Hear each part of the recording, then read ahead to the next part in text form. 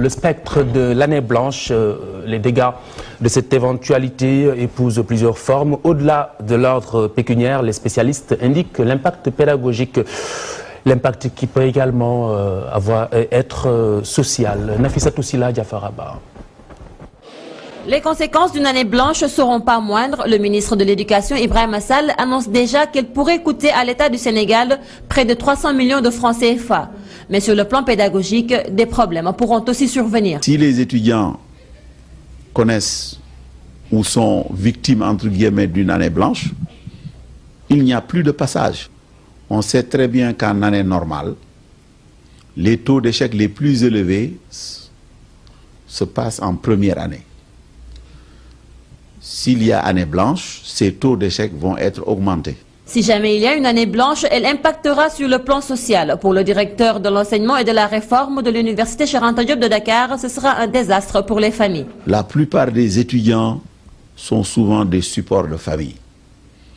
Et que le nombre d'années qu'ils passent à l'université est important en termes de persévérance pour leur famille, qui soutiennent des efforts financiers. Est-ce que les familles sont prêtes économiquement, socialement, psychologiquement à attendre encore une année? Surtout, je pense aux familles démunies, aux familles pauvres, aux familles des classes moyennes qui sont les majorités au Sénégal. Et pour les étudiants qui envisagent d'aller étudier à l'étranger, le projet risque de tomber à l'eau. Que souvent, ce que l'on demande aux étudiants, c'est de présenter leurs notes, leurs suppléments au diplôme, les programmes qu'ils ont suivis.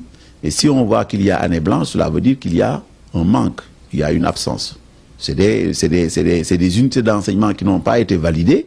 Cela peut être un facteur négatif dans l'examen des dossiers d'admission ou d'inscription ou d'insertion dans une autre université. Dans tous les cas, une année blanche laisse des séquelles car elle sacrifie toute une génération. Pour sauver l'année scolaire, l'université Cheikh Anta Diop de Dakar a décidé de mettre une croix sur les vacances. Mais cette stratégie pourra-t-elle sauver l'année scolaire pour que les étudiants ne repartent pas à la case départ?